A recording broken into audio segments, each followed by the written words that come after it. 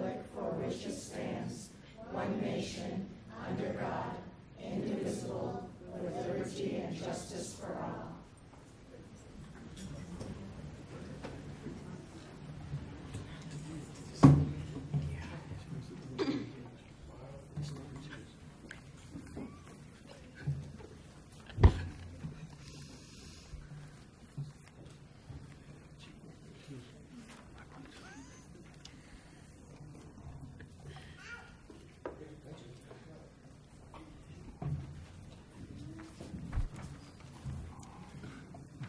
2.01, approval of the agenda. Are there any changes? Yes. Item 5.02, approval of school board credit has been added. Item 7.03, network security, hardware, and software agenda title has been changed to approval of network security, software, and hardware. And item 7.04, hosting of the web portal agenda title has been changed to approval of the RFP website portal. Move approval. Second. It's been moved and seconded. Any discussion? All in favor say aye. Aye. Opposed? Motion passes. 3.01, science fair. Mr. Munoz. Yes, at this time I'm going to have Amy Ike, Executive Director of Community Ed, is going to kick off our science fair winners. Just waiting for the mic to come up. If I can have all the state science fair folks join me up here, all the students.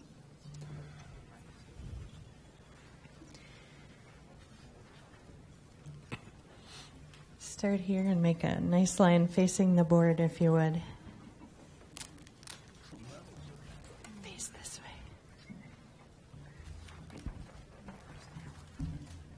All right, good evening, board members. I'm happy to present some of our state science fair winners from this year. And we're going to cover a few groups of students. And students, as your slide comes up on the TV, or you can see it down there as well, make a motion and I'll hand you the mic and you can introduce yourself, tell the board your school, your grade, and your project. So first of all, we had an initial competition for research papers. And do we have any of our research paper folks? All right. Introduce yourself. Hi, my name is Kathleen Thompson. I go to Friedel Middle School, and I'm in 8th grade. And my research paper was titled The Effects of Sodium Silicate and Borax on the Flammability of Common Children's Pajama Textiles. Could we get that in English? Sounds good. There will be a quiz on this afterwards. We're in trouble. Others? Nope. Okay. So we will move into middle school state projects. Can you hand the mic down? Here we go. Why don't you step up a step so they can see you? Your name, your school, and your project. Name, school, projects. Wasn't there a grade in there somewhere too? Your what? My grade. Yes. So. Put the mic up Any order. closer so we can hear you. Okay. I'm Luke Atlasey. This is John Atlasey. We're from Lincoln K-8. I'm in 8th grade. He's in 6th grade, and our project was the aerodynamics of a Pinewood Derby car. All right, good job, guys. And you can see on the slides some of the awards they came back from the state competition with. I can tell you Rochester did well at the state competition. Ahead of me, I saw Natalie. Hi, I'm Natalie Duquesne. I'm in 6th grade at Lincoln K-8, and my project was titled Can Zebrafish Dani Aurelio Resist Gestational Diabetes? And you can see her projects as well. Bella? Not here?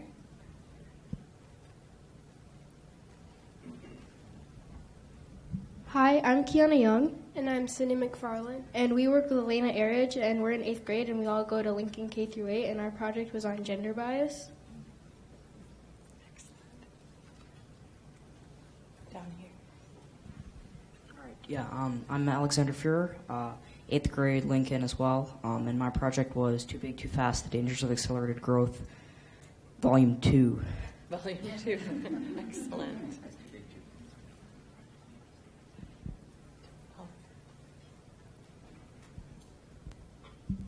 I'm McKenna Grossbach. I'm Kara McCoy.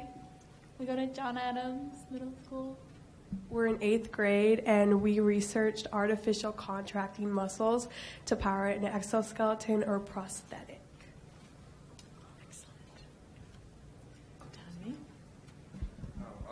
Hi, my name's Todd May. I'm an 8th grader at Lincoln, and my project was solving the problem of iron deficiency in aquaponics.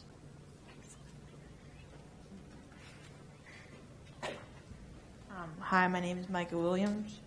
Hi, my name is Ayub Jila'o. We're both in 7th grade at Lincoln K8, and we did our project on what do neonicotinoids do to embryos.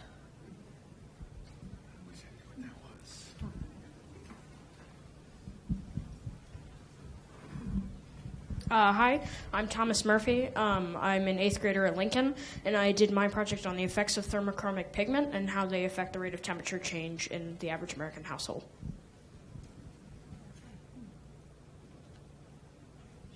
Not here. Not here. We have busy folks tonight. No Maxwell. Kathleen, you want to tell about your any difference here from your paper? No. So the board that she did was related to the paper that she did. Oh, get one more. Oh. We didn't get to you yet. That's good. Oh, good. Hi, I'm Monica Yerboina. I go to Friedel Middle School. I'm a 7th grader, and my project was herbicide's effect on Daphnia magna. All right, to our high school folks. Not here. Gaurav is at the ISEF International Fair this week. Andrew, no Andrew. Alice couldn't make it. Helen. Our high schoolers are busy. Here we go. All the way down. Hi, I'm Preeti, and I'm a senior at John Marshall High School. This year, my project was focusing on cellulosic ethanol, and I was looking at improving the efficiency regarding the enzymes being used in cellulosic ethanol, such that we can then improve the effectiveness of the cellulosic ethanol production process overall. Some of the awards that I received at state is I won the Ecolab Award, as well as the RICO Sustainability Project Award, and a bronze medal at state as well. And I just want to thank everyone for making the last 10 years of science fair so worth it. And it's been such an incredible experience participating in this activity, and I hope the population keeps on increasing next year.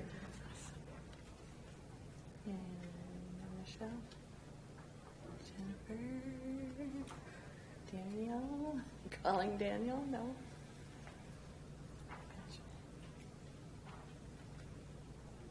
All right, and our two folks that were selected to go to ISEF this week, Gaurav Bahira and Michelle Mai. As I said, they're out at the ISEF competition this week. Mr. Munoz will get to go see the awards at the end of the week. So they actually took this picture and sent it to us. They have a board of all the names, and so you can see they're standing by their name at the ISEF board. So first of all, we want to thank all the parents. So if your parents are here, turn around toward them and let's have them stand up.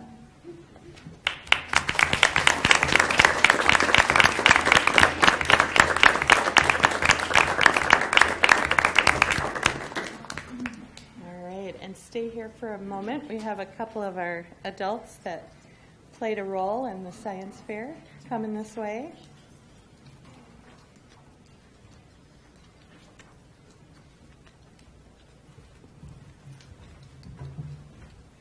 Hi, I'm Joanne Mache. I'm a science teacher at Friedel Middle School.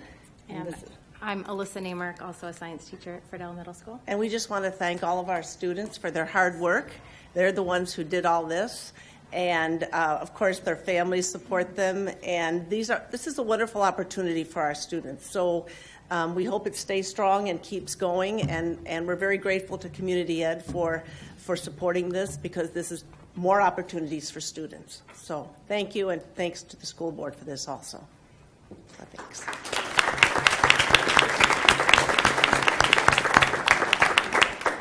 I want to introduce you to a new partner this year in the science fair. We had the opportunity to work very closely with the Mayo Clinic Graduate School for Biomedical Sciences this year. And our main partner there was CJ, and she'd just like to say a couple things. Thank you. And thank you to all of you, because I was able to be involved with some of your projects to see what you did, and it kind of really inspired me. I wished I could have done that when I was younger. So what a great opportunity you've all had. Just really honored, distinguished myself to be part of this and to work with such a great team, Amy and Lisa and Dr. Lapid. It was just a fantastic group to work with, and their dedication that they have here. And looking forward to many, many years of partnership. It was really wonderful to be included in part of this, and we look forward to it year and year. So thank you for that. Thank you. And thanks to them. They helped us quite a bit recruiting volunteers through Mayo Clinic, as well as providing some technical support for our judging and scoring. And hiding in the back of the room is one more person we cannot ignore. Dr. Maria Lapid. Would you stand up, Maria? Dr. Lapid was led our scientific review committee this year, and that's very close to her professional experience of leading IRBs at Mayo. So we thank you very much for all your work. And just a round of applause again for the students and the adults.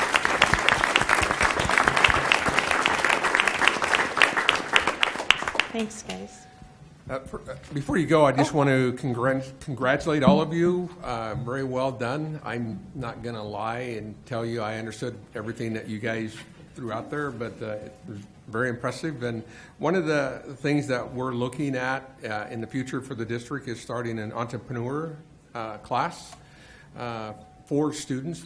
Every year we have you come and talk about all these great things that you're doing, and maybe this will be a course where you can pursue. Maybe you've come up with something, and now you can learn how to make it a product or make it a company or whatever. So that's something that we're looking at in the future. So I know some of you older students probably won't help you, but maybe some of the younger ones, by the time you get into high school, will have that up and running for you. So congratulations.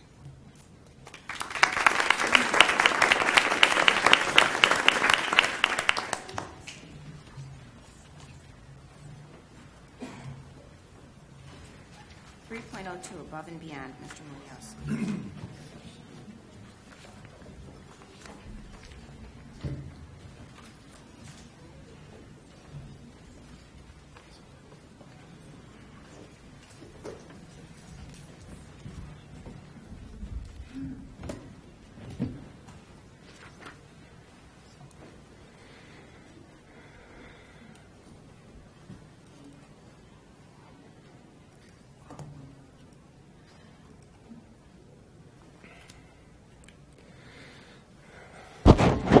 Okay, once again, we are recognizing 2 months of the Above and Beyond, and these are the list of the winners, and I'm going to share a couple examples for you. First, for the month of March, we had Katie Betts. She works at Century High School. Katie takes care of all of us. She's an unbelievable amount of positive energy which radiates from her. She is working to begin an Above and Beyond type of program at Century High School, which will even further increase the positivity. We are so lucky to have her. The next one is Maggie Hovel from the Rochester Area Learning Center, Alternative Learning Center, Maggie comes to work early, stays late, and works over her lunch break to get as much contact time with students as possible. She is devoted to meeting her students' needs. She provides them with food, emotional support, and advocacy. Maggie's plans exciting hands-on units that engage her students and get them thinking beyond their own experiences. She's a treasured member of the school community and adored by students. For the month of April, we have Amy Petersole, I think it is, She's also from the RALC. Amy's first priority in all that she does is what is best for our students. She works hard to provide them with opportunities and field trips that they wouldn't otherwise have, like going rock climbing at Roca and participating on intramural teams. She is masterful at connecting with students on a deeper level through circles and one-on-one conversations and connections. I am so grateful for all that she adds to our school community and for how much of herself she offers to our students. And the last one is Mike Jury from Pinewood Elementary. Mike is an exceptional 5th grade teacher at Pinewood. In addition to all of his classroom responsibilities, Mike has been Pinewood's coach of the Math Corps volunteers. I am grateful for his leadership and willingness to lead this program at Pinewood.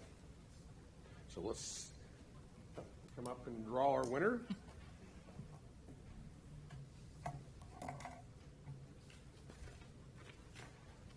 Hi again. Rochester Public School Foundation is a nonprofit that likes to support our school district in any way it can. And this is one of the ways we like to do it, by recognizing the teachers with a $25 gift card to a local business. So I have a new, more eco-friendly and less labor-intensive method of selecting a winner. We've got little chips with numbers, and I just go down and count, and it works really well.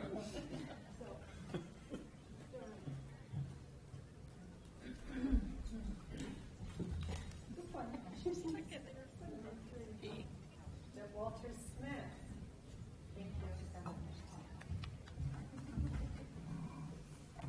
It's Deb Walters Smith from MSB. Right.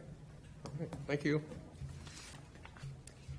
3.03, Volunteers in Education Appreciation Night. Yes, this is just an announcement. On Monday, May 21st, from 6 to 7 p.m. at the John Marshall Cafeteria, which is located at 1510 14th Street Northwest. We will be honoring our volunteers in education, so we'll be serving dessert and coffee and recognizing those who have provided a lot of support and service to our students. So that'll be again May 21st, 6 to 7 o'clock at John Marshall High School. Thank you. 3.04, School Board Committee Assignments Update. Any board members have anything to report about committee work you've been doing? Mr. Schlusner. Elmstead County Youth Commission. This last meeting, somebody who works for Janie, Kate Palmquist, came and led a great discussion with all the students there on mental health curriculum and development that the district is going through, and feedback from the students. It was really a great conversation for the hour or so that it was. Thank you. Anyone else? Ms. Workman. I have several. Do you want them all at once, or if somebody else wants to intervene in between, that's fine. I'll start with CCIAC. The next review cycle is for fine arts, and there are lots of opportunities for input. So mark your calendars now, because those meetings are on October 8th, January 4th, March 11th, and May 13th. Probably at CTEC from 5:30 to 7:30. So this is a wonderful opportunity for community members to give their input on how they would like to see fine arts in Rochester Public Schools. I also had the pleasure of attending Wyndham Elementary K-5 school in South Minneapolis and a middle school in Plymouth to observe and talk to some teachers about their Spanish immersion program. So I think probably my big takeaway from that is that our Spanish immersion program here really is dual immersion, since the students get both English and Spanish. So that's an important difference. One more? Yeah. Are you okay? You're good? You're good. You're good. All right. Keep I going. also attended AMSD, the Association of Metro School Districts, of which we are a member, on May 4th, 2018. And I had a whole lot of information from May 4th to present to you, but it is now 11 days later, and a lot has happened in the legislature as the end of the session nears.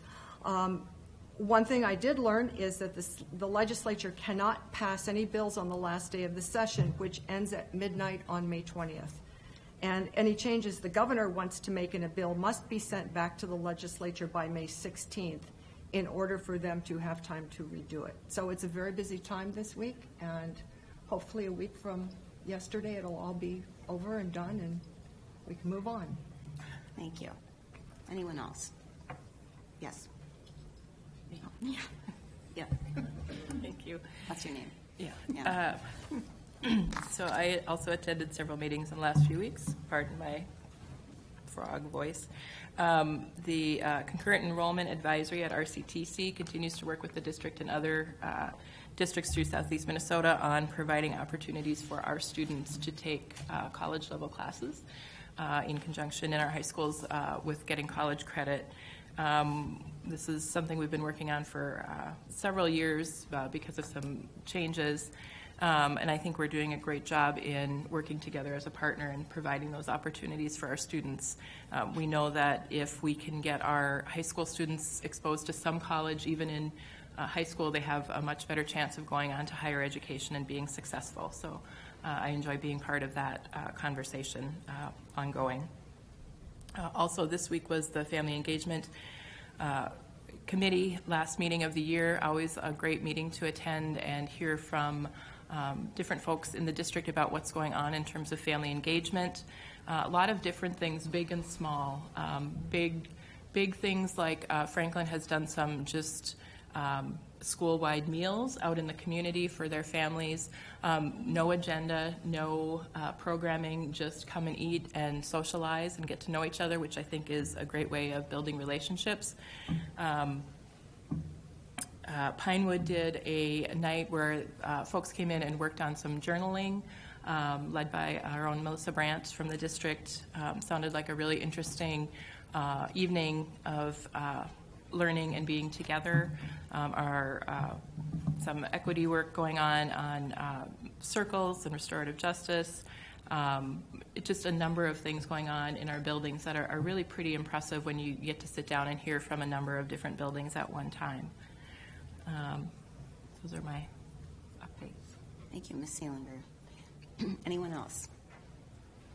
I have two items quickly. I went to a dance recital at Jefferson Elementary School where the fifth graders had learned ballroom dance. There's an organization that comes to Rochester and goes to many of the schools teaching fifth graders tango, waltz, merengue, and a number of other dances. And to my shock, the kids loved it.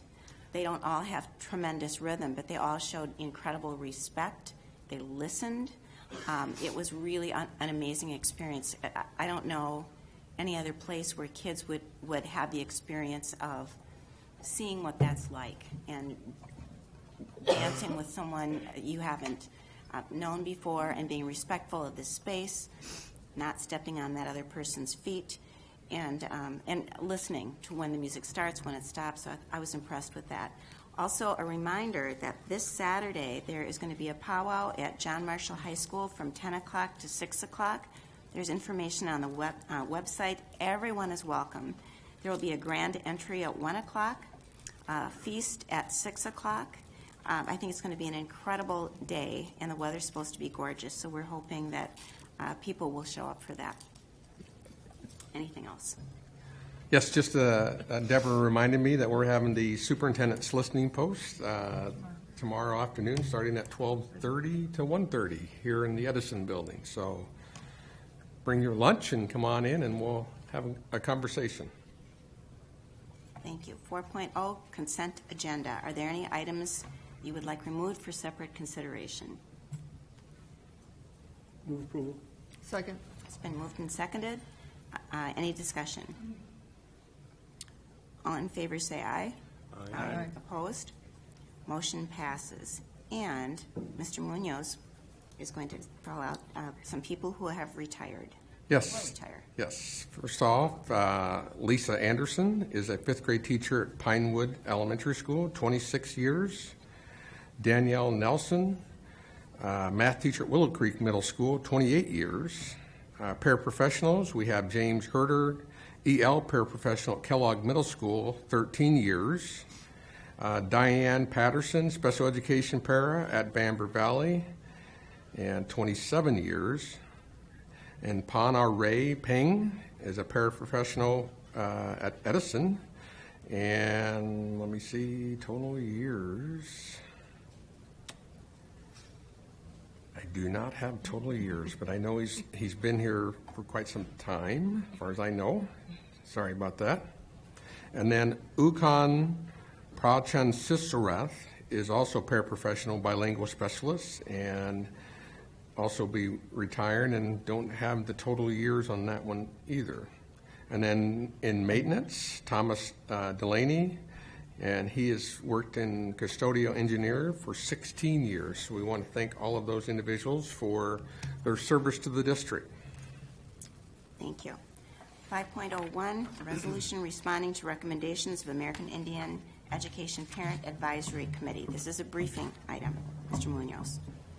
Yes, the entire resolution's in board docs, but I'm just going to capture some of the highlights and just talk about the recommendations and the district's response to those.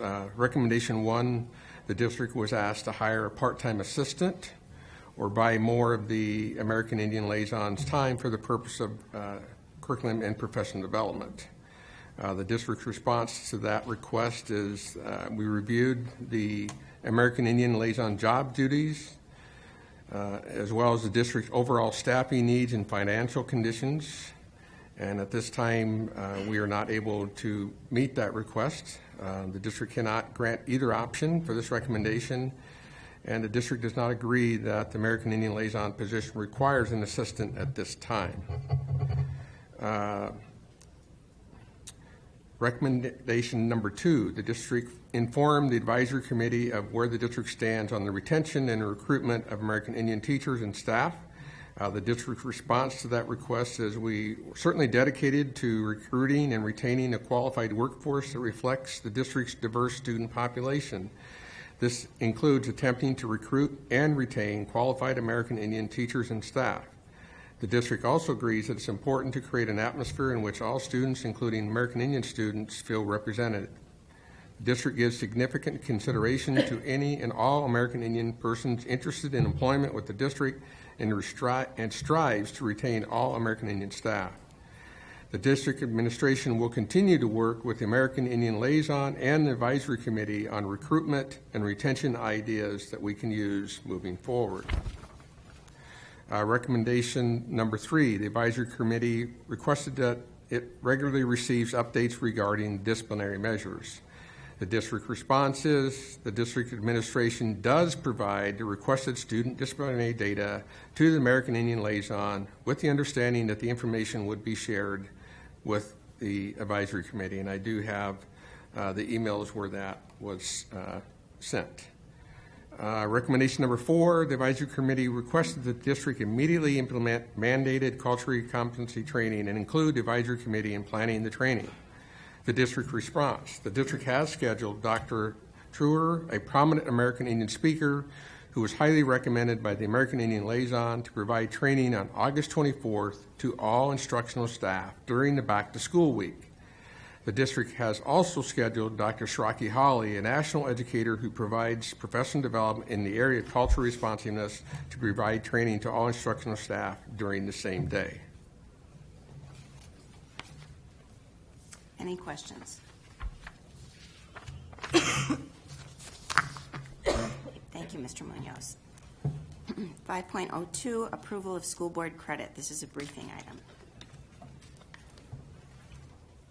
At this time, I'm going to have Janie Gibson come up and brief us on this agenda item.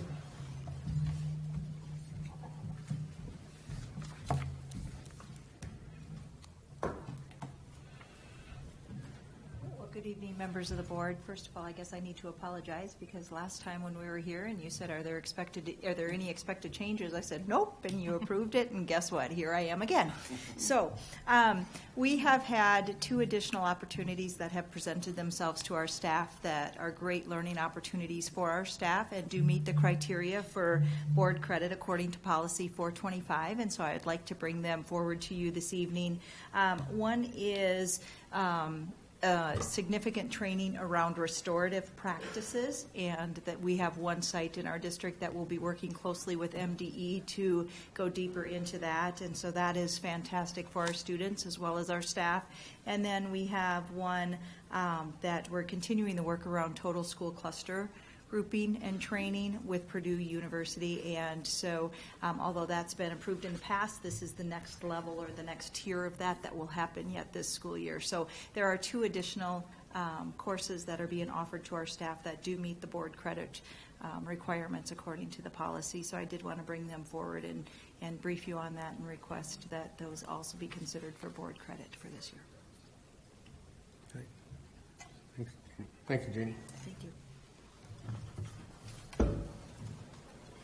7.01, approval of facilities planning consultant. Another briefing item, Mr. Munoz. Yes, at this time I'm going to have Scott Sheridan, Executive Director of Operations, John Carlson, Executive Director of Finance, and Heather Nessler, Executive Director of Communication, Marketing, and Technology, will brief us on this agenda item.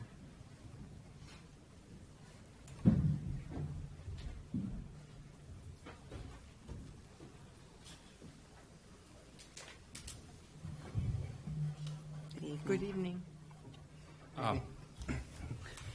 We're here today to talk about the facility planning consultant, RFP, that we put out and the responses we received, and give you a recommendation on how to proceed. First, I just wanted to give a little background on how we got here today. So, as one of the staff who served on the long-range planning committee with a couple of our board members from December 2015 to December 2017, we studied a whole bunch of different options, such as day versus night scheduling, meaning send some kids during the day, send some at night, or look at year-round scheduling, and kind of came to the conclusion that we should rule those 2 options out, especially for our kids up through 8th grade. We just felt like maybe that wouldn't fly in the community when we looked it over. So one thing we decided that we probably should look at doing some boundary adjustments to deal with capacity issues in several of our elementary schools. So we brought that forward. In a study session on January 30th, we went through all the capacities of our buildings and just talked through the next steps with boundary adjustments. My ideas there that I thought were pretty simple, pretty easy, kind of flopped. So we kind of ended that conversation on March 20th and said, let's just step back. Let's take a little time to study this further, get some more community input, and maybe plan a little further into the future beyond just manipulating a few streets here and a few streets there. So we thought the best way to do that maybe would be to get members from the community together and involved in the conversation. So we put out an application on our website from March 24th to April 8th. I was hoping that we would find 20 people who would be willing to have the conversation and help guide us through that process. Lo and behold, we had over 200 people apply, and which was a great problem, but now we were kind of stuck with how do we best select the 20 people we'd like to work with on this and make sure that we don't offend the other 180 people that applied. So that's when we talked to Superintendent Munoz about the possibility of having a professional come in and help us, lead us through this conversation, lead us through this process, since several of us on staff hadn't done this before. So we did that. We put out the proposals, received 5 of them back, and we ruled out 2 after reading through them. We just felt like they didn't communicate very clearly kind of the timeline, the steps to get to a recommendation for the school board on how to proceed with our facilities long term and our boundaries and so on. So we interviewed 3 of the 5 last week, and we checked some references and thought about it over the weekend, and basically we've come to the conclusion that we'd recommend LHB to lead this process with us. So why LHB versus the others? First, they did something a little bit unique on their proposal. They partnered with a local firm. LHB is out of Duluth and Minneapolis, but they partnered with CRW locally with an architect that we're quite familiar with. His name is Jason Woodhouse. And we just thought that was a great idea for them to put a local presence on their team and to partner with somebody they usually compete with and to just be involved in our community and to assist in the conversation.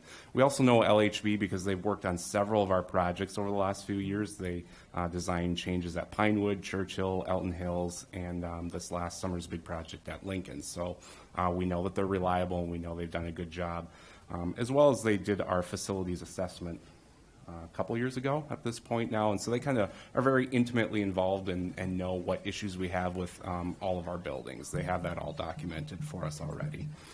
We really like their plan too because, again, they put out from start to finish how they could come in here if they were approved to start working with us and come back hopefully by November with a recommendation on how to proceed. And that includes everything from doing a demographic study with a professional demographer, doing community surveys, bringing this task force together kind of in 3 different layers, and working with basically everybody that's applied and giving everybody a voice into this process. So it's not an exclusive club, so to speak. We feel like they have a lot of experience. This is not the first district they've done this type of planning and consulting with. We have several references that we were able to look through in large projects, one notable one being in Superior, Wisconsin, where they've redone a elementary school, and we're very successful at that. So we feel like they can handle the tough conversations. They can bring together a large group of people and walk through ideas and solutions, test them. They don't fly. They just keep refining it until we have the right plan that our community would support. As noted in board docs, the fee is variable, so they've kind of given us a low-end range and a high-end range.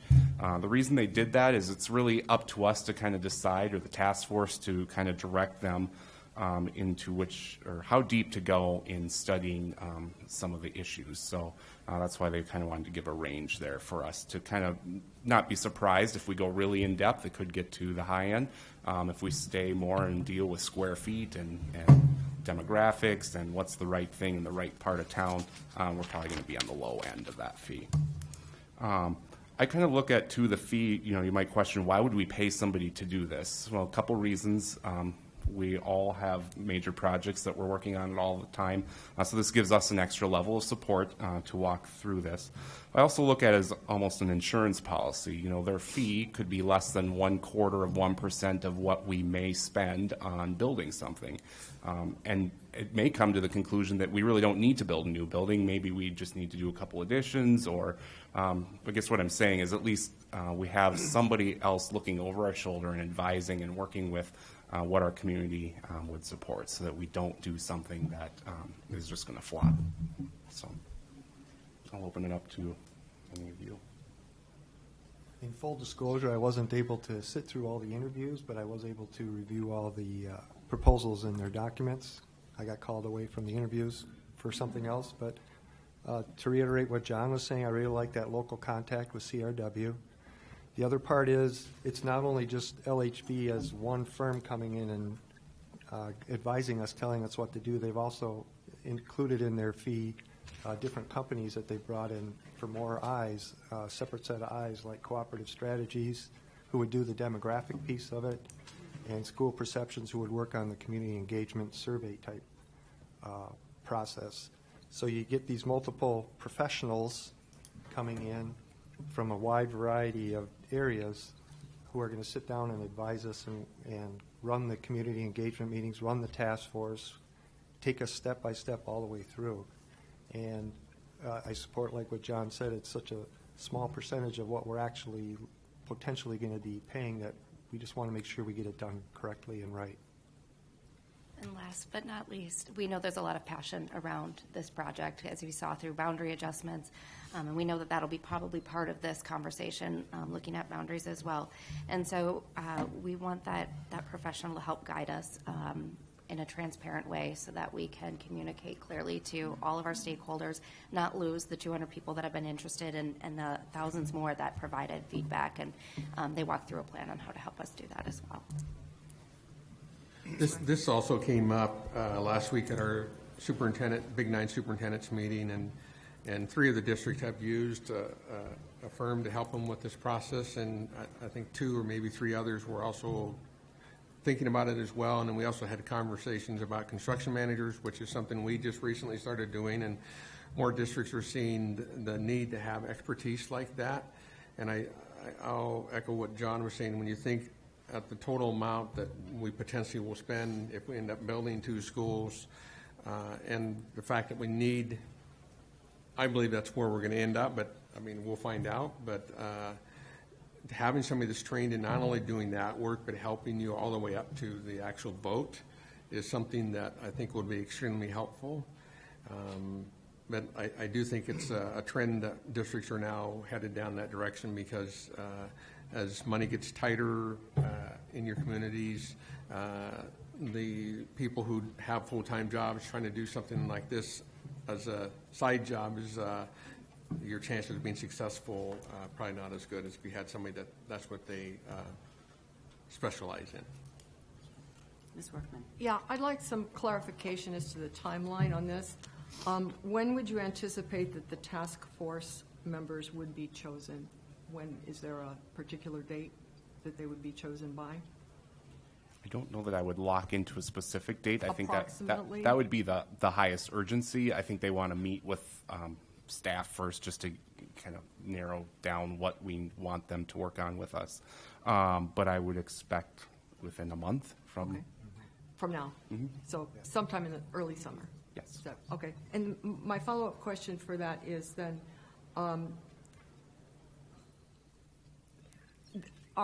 you're not having all 200 people on this, are you? Are they selecting about 20 to 30? We talked about kind of doing a 3-tiered approach where we'd have maybe the project oversight committee, which would probably be superintendent and cabinet with LHB and CRW, but then potentially picking out the main task force of about 30 people, Okay. and then having a citizen voice where we bounce the ideas off of, so that we know that they're willing to be engaged, so we'll give them kind of first priority in giving feedback on different ideas that are being worked on. Okay, so then this committee would then come back to the board with a recommendation on November of 2019? 2018. We're shooting for having 20. a recommendation in hand for the November 27th meeting. That would be, okay. if everything goes according to kind of the initial timeline laid out. And then how much work has to be done between November and the time of a referendum? I'm really concerned about this because I think in our operating referendum, it was really tight for the community. And I know we have, I believe Ms. Seelinger has been on some of those. Have you been on the building referendum? Mr. Schlusner, you have? Not on a referendum, but on a couple of task forces. For looking at that. Right.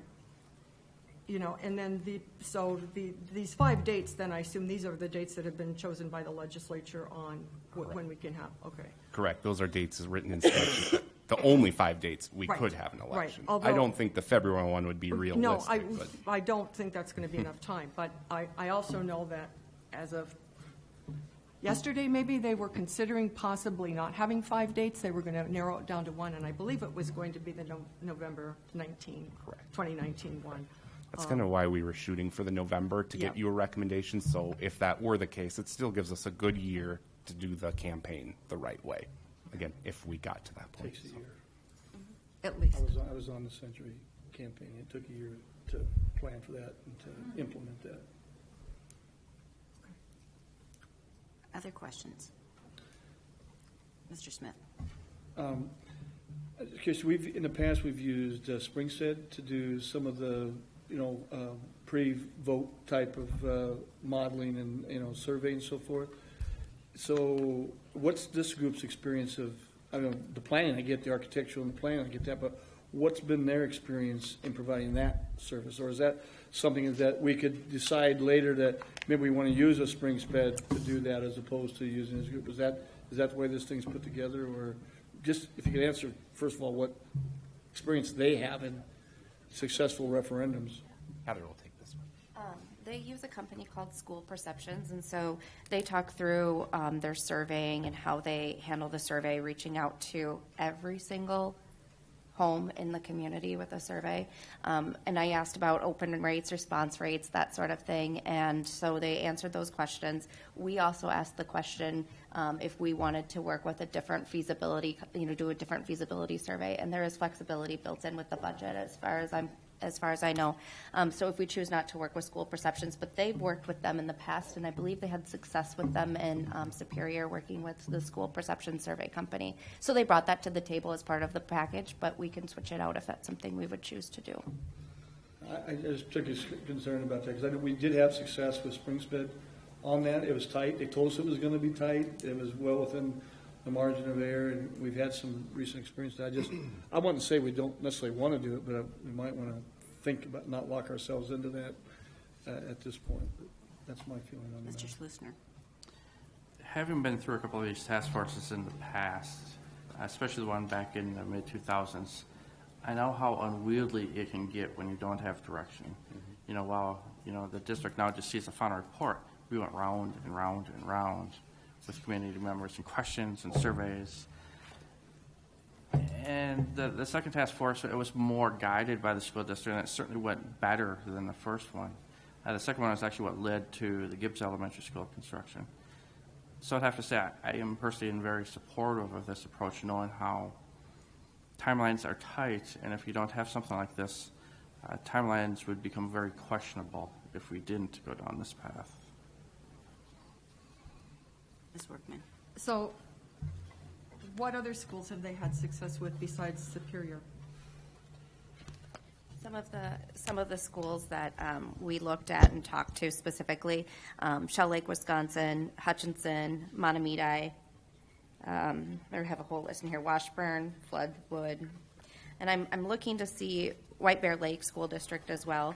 And we reached out to a couple of them. I know that John had conversations. I was involved in those, but we can get you that list too. But they provided about 20 of them here that they've had successful referendums with. And then I'll follow up, just a clarification question. Did I understand you said that School Perceptions would survey every household in the entire community? Yep. So that's how they have done this in the past. They reach out to everyone with a unique code. We didn't go too far in depth because we want to obviously explore what that looks like and see if there are other options as well. But how they do that is they provide a unique code, so every voter in the home can take the survey and provide that code. It's an opt-in survey. Okay, I was just curious because I know to get a statistically accurate sampling, you don't have to survey every single home. Which part of it is, again, probably their name, perception. It's to get those. Okay. They test more than just would you vote, how much tax would you pay. They can have some more open-ended responses where people can really think through like a scenario written out and give their feedback on that scenario. Mr. Barlow. So, of the 5 firms or so, this one clearly rose to the top. And I wonder, any of the questions that we've asked thus far, were they questions that you didn't anticipate or didn't factor into the recommendation you're making? No, Okay, not so- for us, no. And the reason I ask that, I feel fairly confident in the recommendation you're making, anticipating and believing that you probably know us well enough to know, well, they're probably going to ask this, probably going to ask that. And true enough, we have. And so I'm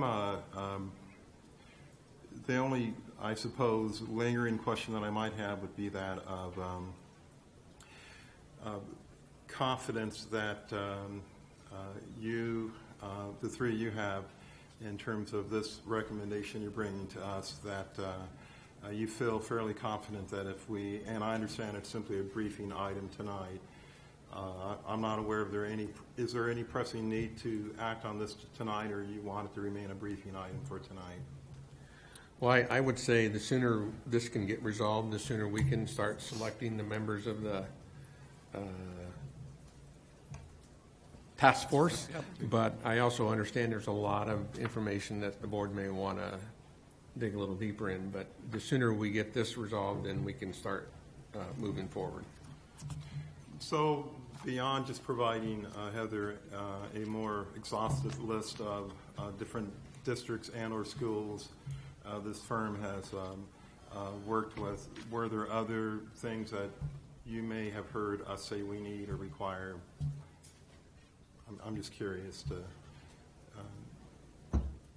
I can touch on the relationship that we have with LHB. I probably work closest with them besides Heather and John. When I first got into this role, Pinewood was under construction already, and LHB this was their first project that they had done with the school district. And so I knew that's where I first met this particular company. And then when they did Elton Hills and Churchill, they did both of them in one summer. They designed them both, and they managed the project and got those 2 completed. And then they did the Lincoln. But in addition to that, They also did our facility assessment, and John touched on it just a little bit.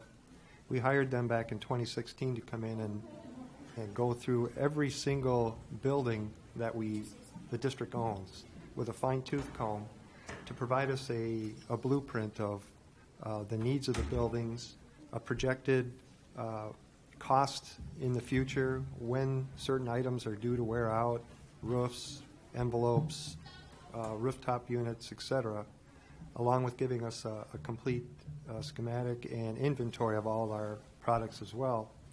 And they went through it with, like I said, a very fine-tooth comb, and I believe we provided it to the board back in 2016. It's like 1,000 pages long, but we use that every year when we're planning on the 10-year plan as a resource to us.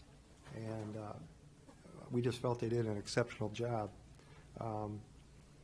And then that partnership with CRW, we work with CRW. They designed Mighty Oaks. They're doing the Hoover IAQ and the Hoover edition as well, and bringing that local talent in that's going to be right in our back door, or right in our backyard. We can call them up and they'll be here to assist us. In my eyes, that's what kind of put them above and beyond the other companies. I think you need to have a relationship with people when you're going to work with them, people that you trust, and they've proven that over the years. They haven't won all our projects, of course, as you'll learn later in the meeting today, but it's just that relationship that we have with them, and the professionalism that they bring, and the wide range of scope of different companies that they were bringing in to work on this project is kind of what sold it for me. I believe, just like you said, Scott, the same thing with relationships and having somebody local that is tapped into our community, understands the different areas of passion and excitement around our growing community. And CRW certainly expressed that in other meetings and conversations that we have, but while we were going through these proposals as well. So having that local connection is really important for me, from the communications lens, from the marketing and the PR perception piece. Ms. Becker. So since LHB has done work for us in the past, so would they, help me, so are they an architectural firm, or are they engineering firm, both design? They do both, and they do facility planning as well. Okay. So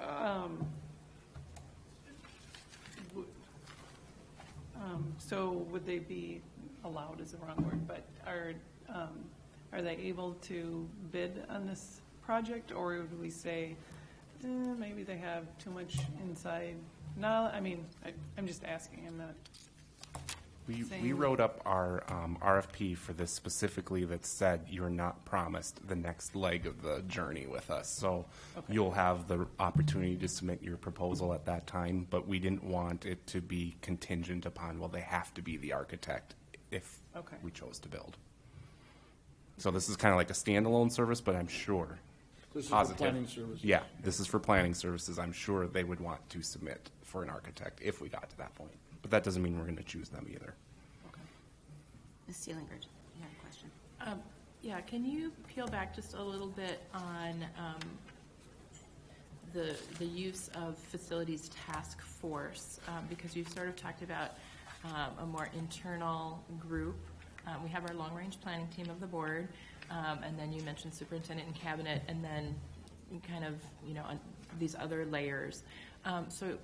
So what I'm trying to get at is more like a bigger picture of who's involved where, and then more specifically, you talked about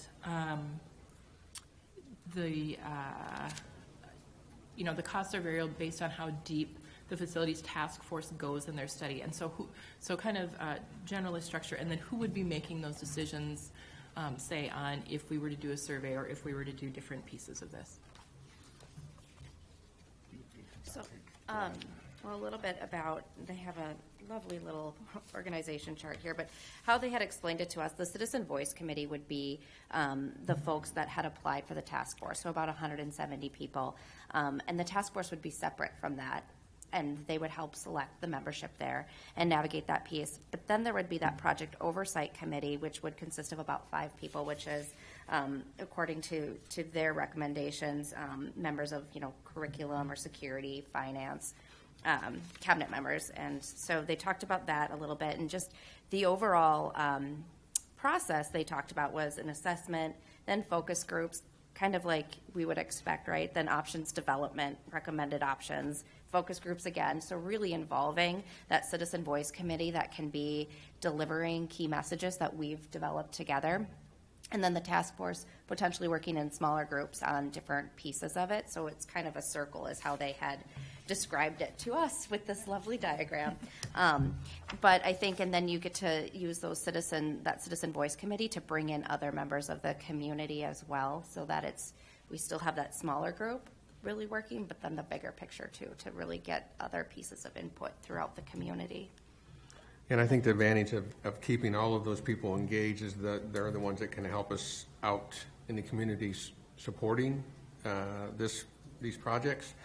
The superintendent will be part of that committee, and making the final decision would be the superintendent bringing that to the board. But I think you do want to have a smaller committee or group making the final decisions on things. Other questions? Currently, this is a briefing item.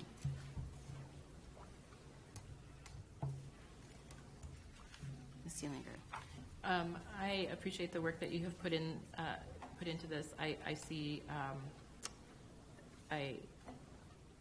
a great benefit to this, especially appreciate Superintendent's comments about you folks have full-time jobs here in the district, and we know that when we're ever doing something more extra, whatever, it straps you. We are very aware of that, and we appreciate when we've asked you to do that. So I certainly appreciate coming from this perspective, and so I would make a motion to move this to action. Second. It's been moved and seconded to move this to action. Any discussion? All in favor say aye. Aye. Opposed? This is now an action item. Be it resolved, the School Board of Independent School District 535 does hereby approve LHB Incorporated as the facilities planning consultant at a variable estimated cost of $147,100 to $249,000. Second. It's been moved and seconded. Any discussion? All in favor? Discussion. Mr. Barlow. Now that we're at this point, there were a number of options available from low end to high end. At this point, who would actually make that determination as to where we would land or what menu items would actually be selected? That'd be me, but we'll work as a cabinet to go through that and try to decide which of those we have to do. And then I also want to mention earlier when we were having a conversation is that I think we'll regularly be bringing updates to the board so they know the work that the task force is doing and whatever we're going to call that smaller group. So you're well aware of what's going on. Any other discussion? All in favor say aye. Aye. Opposed? Motion passes. Thank you.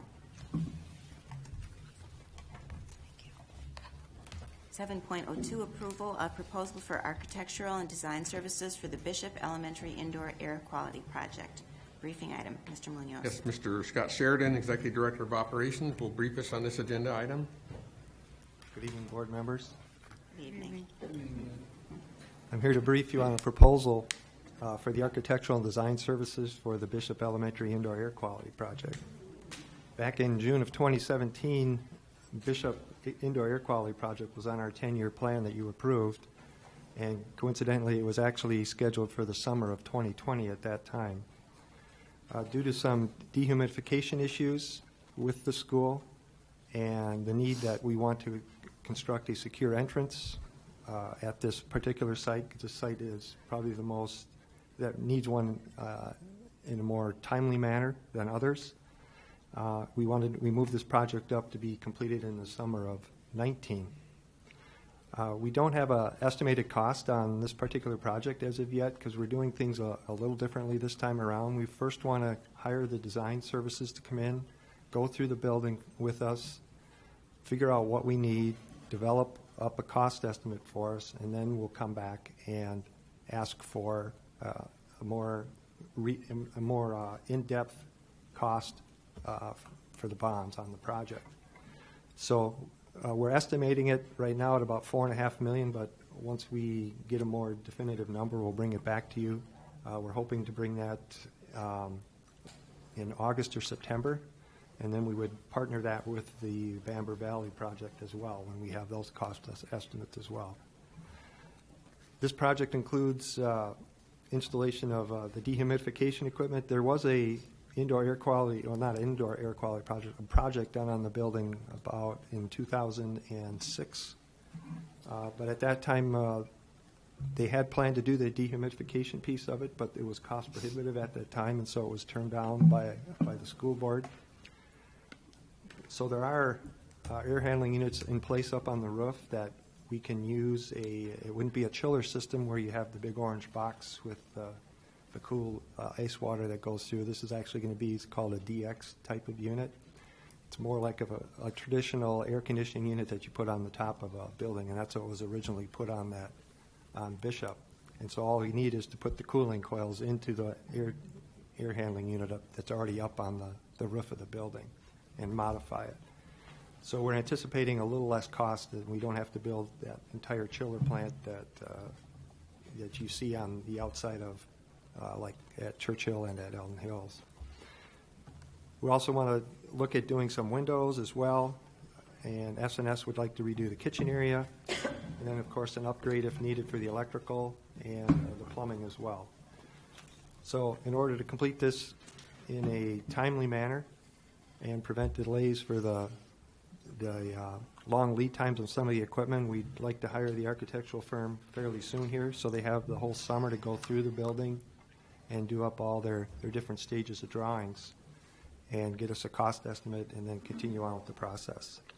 On April 12th, we sent out a request for proposal for the professional services, and we sent it to 4 firms that have previously pre-qualified with us, and they were due back on May 8th, and we were going to use the best value process to select the architectural design firm.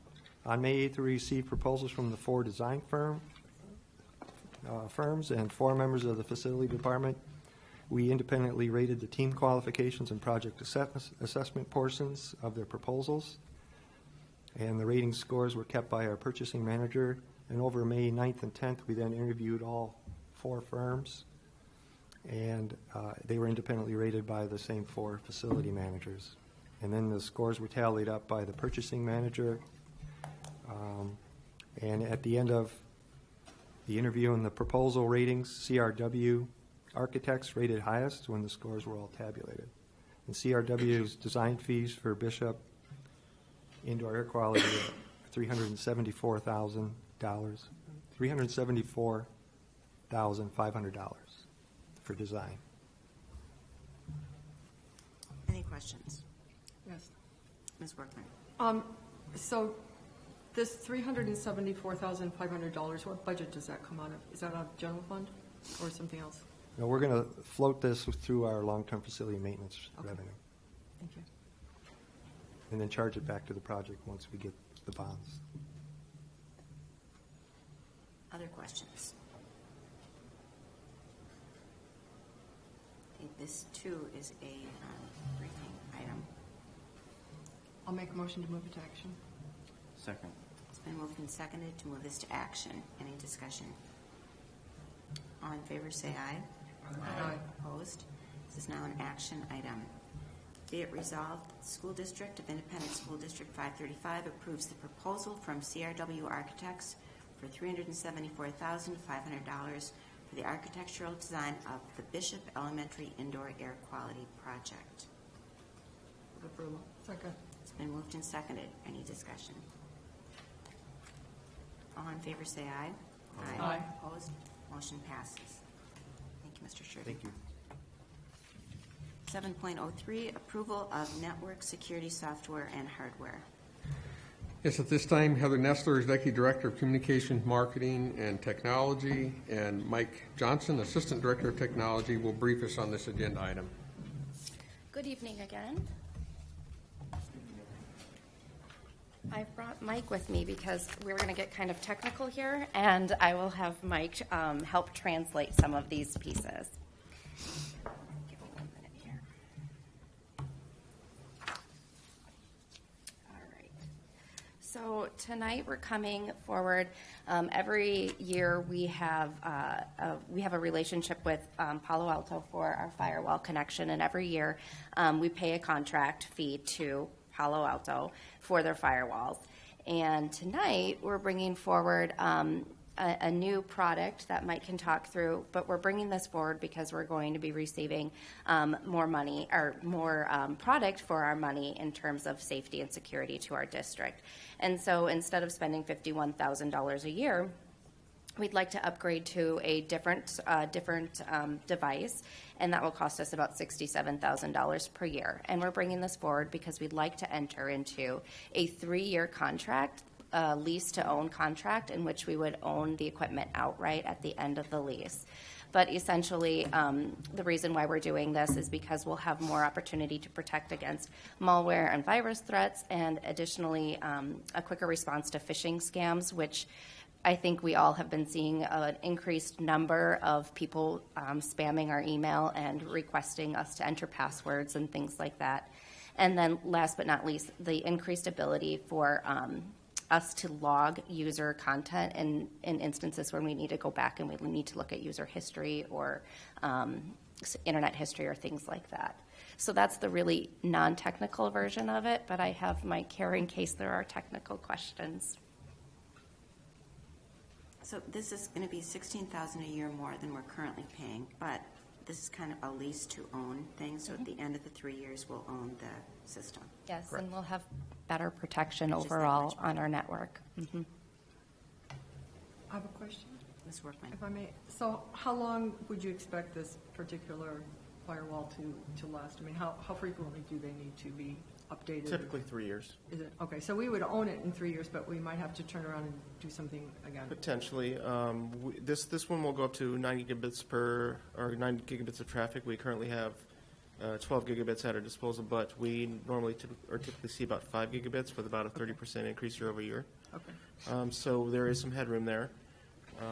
But that being said, we could potentially use it for 4 to 5 years. Okay. I was just going to ask what a gigabit is, but I don't know. It's a lot of information. A lot of dots and dashes. So kind of on that note, this kind of goes back to way back when we approved the 12 gigabit bandwidth.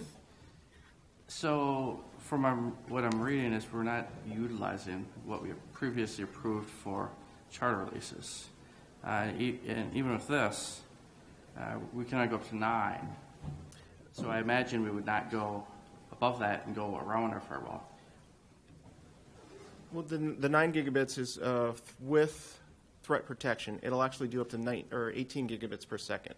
But when you factor in threat protection and SSL decryption, that's kind of roughly where it's at. So we'll actually do more. VPN traffic doesn't account for that threat protection piece of it, so it's not tunneled through that.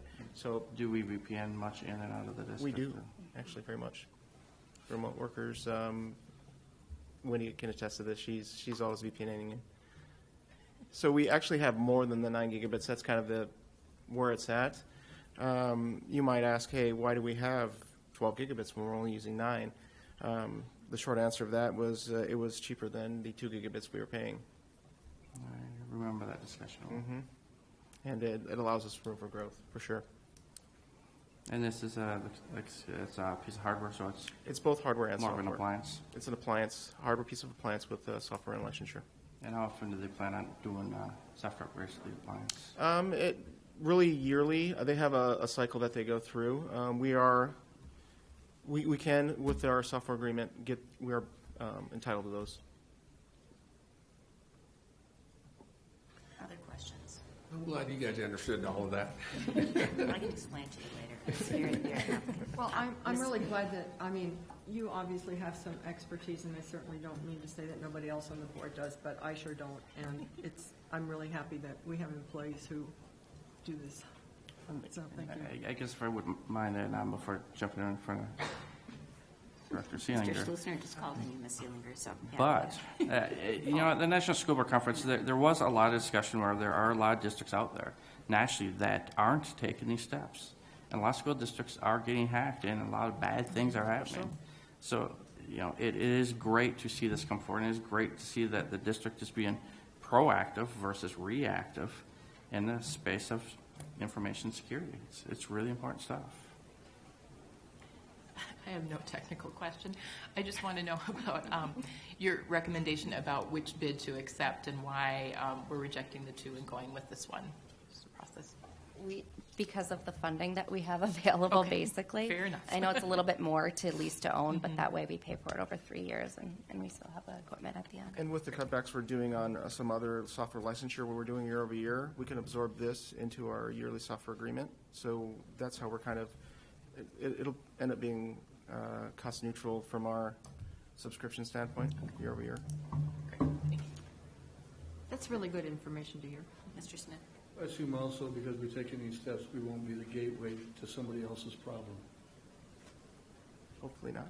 I mean, we're shutting, it won't come through us to cause a problem for somebody else. The goal is to minimize that. So they come through us to get to somebody else what they're really after.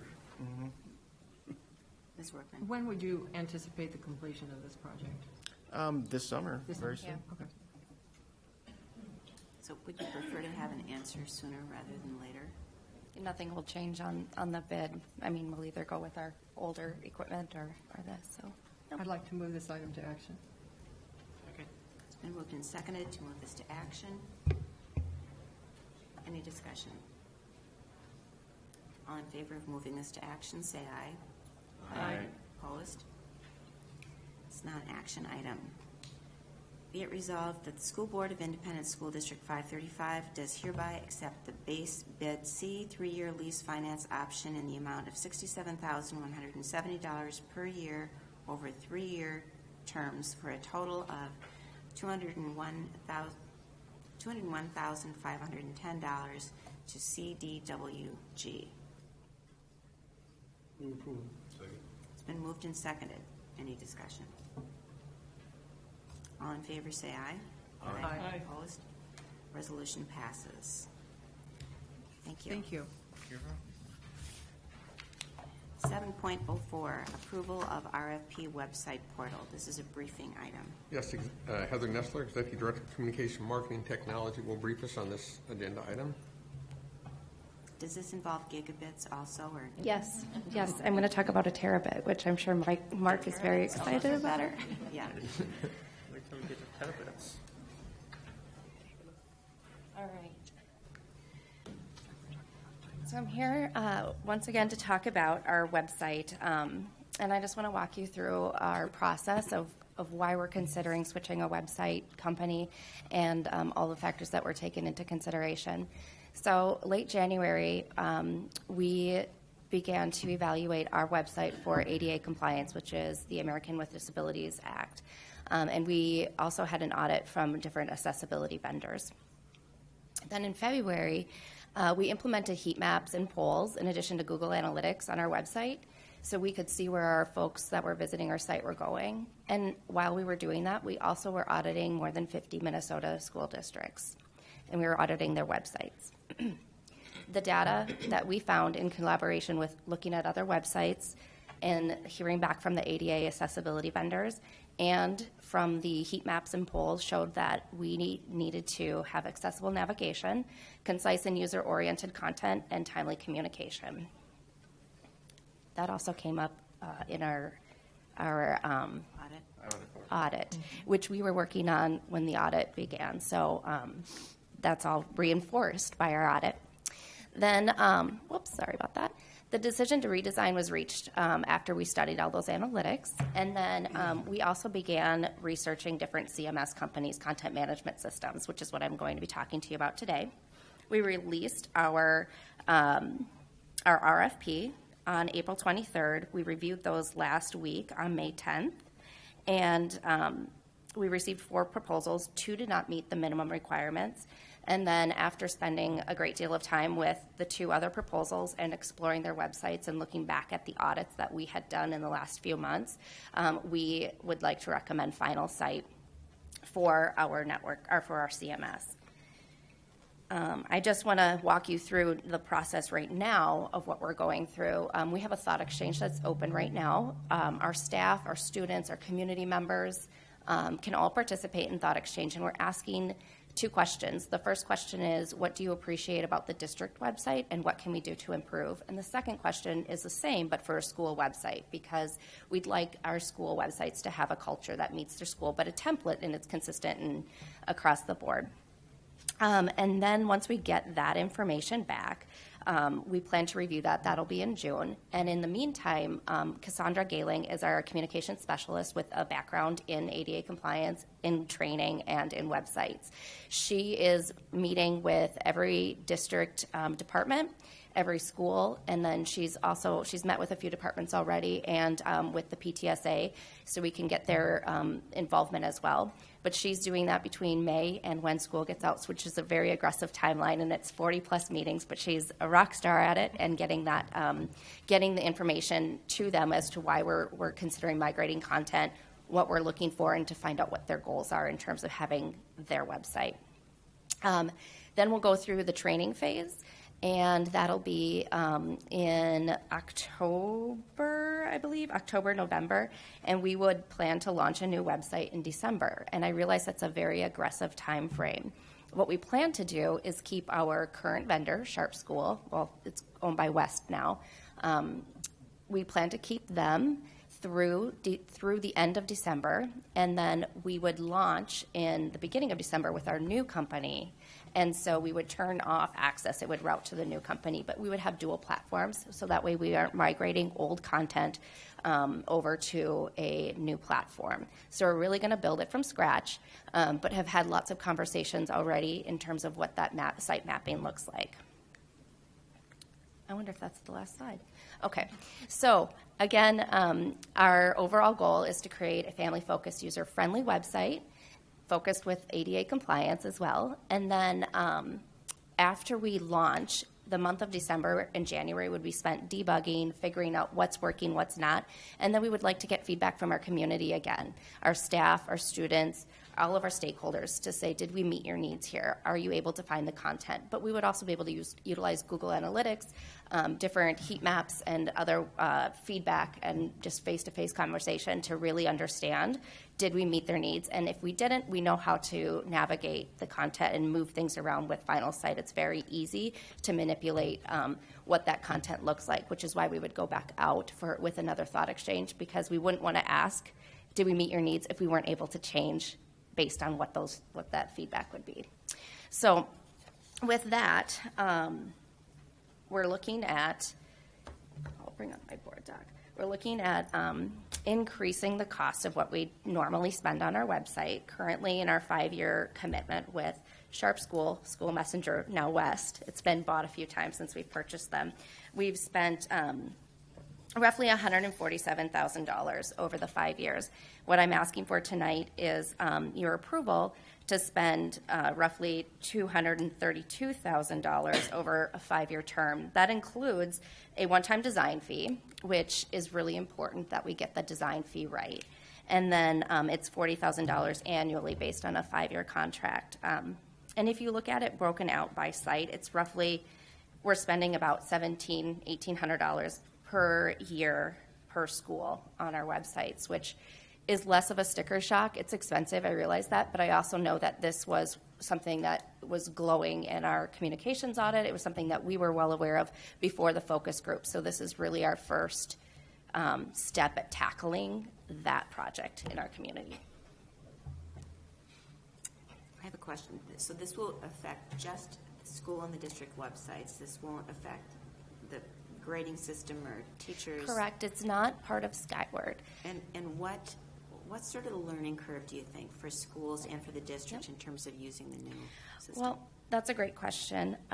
One thing is that we have a lot of different content providers right now, which is why there are different why things aren't updated timely or why there's inconsistent information.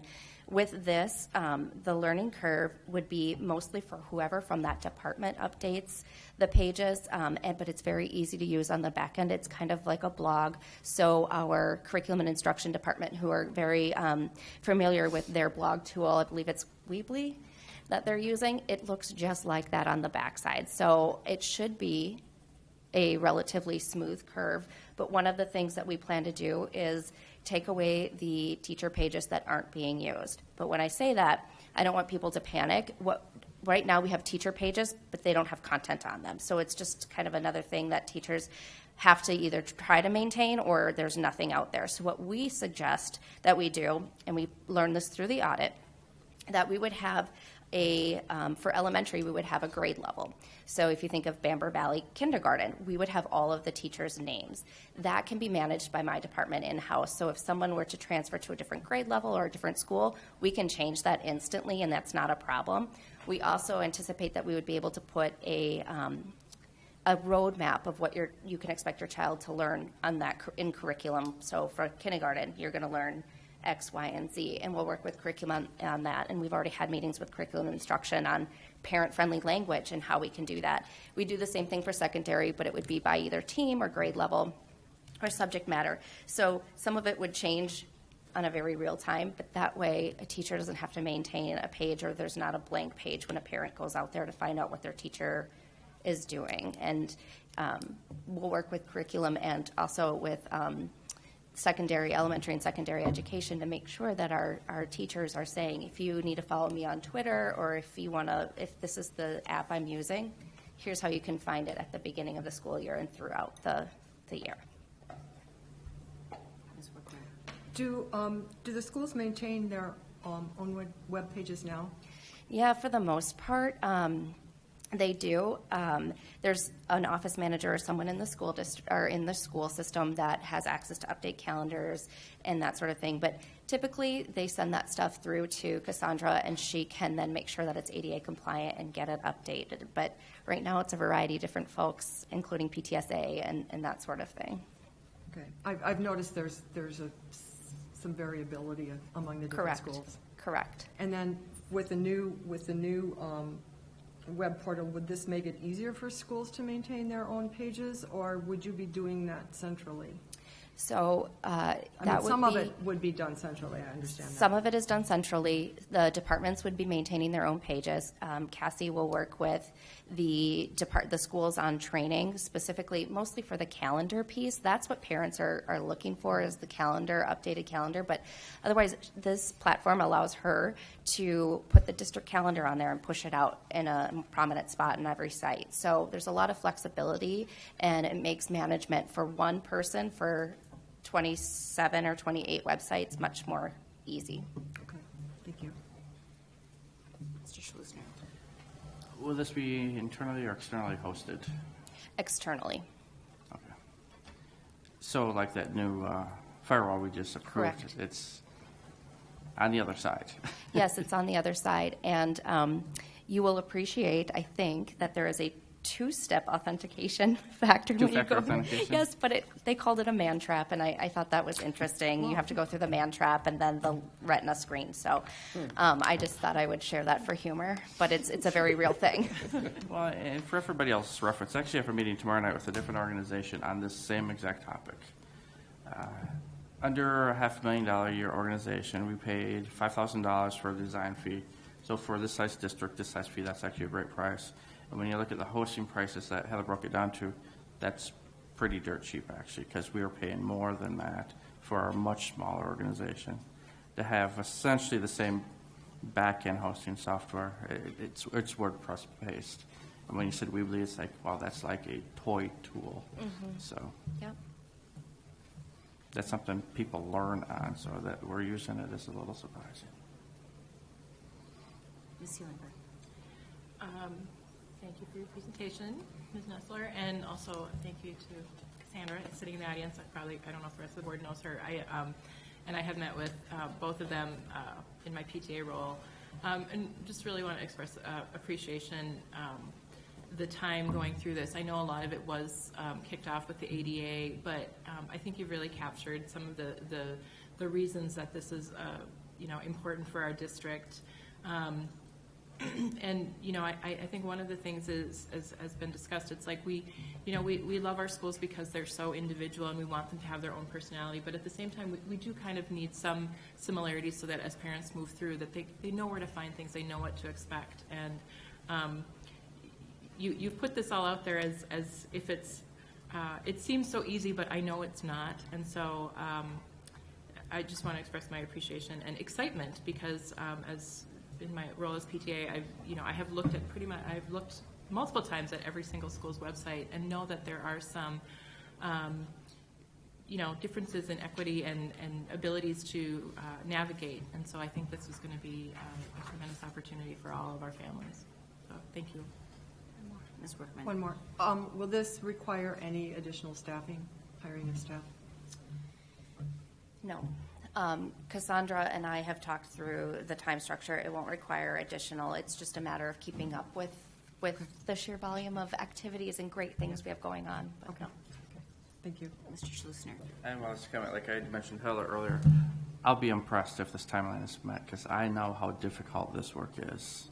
And the size of this project is huge, so if we have she makes this timeline, she deserves like a big party or something. We have a couple districts that we are in regular communication with that are going through this process in an under 6 month window. So, and one of them has a very large district with an LDAP sink, and so we want to make sure we're doing it right. That's why Cassandra's been on the phone with these districts and bugging them and meeting with them so that we can hopefully make our deadline. I feel confident we will. Since this seems to be have some time crunch into it, I would like to move this item to action. Second. It's been moved and seconded to move this to action. Any discussion? Hearing none, all those in favor say aye. Aye. Aye. Opposed? This is now an action item. Be it resolved that the School Board of Independent School District 535 does hereby accept the proposal in the amount of $232,750 from Final Site as the district's CMS and web hosting portal beginning July 1st, 2018 through June 30th, 2021. Approve. Second. It's been moved and seconded. Any discussion? All those in favor say aye. Aye. Aye. Opposed? Motion passes. And we are adjourned at 6:58 p.m.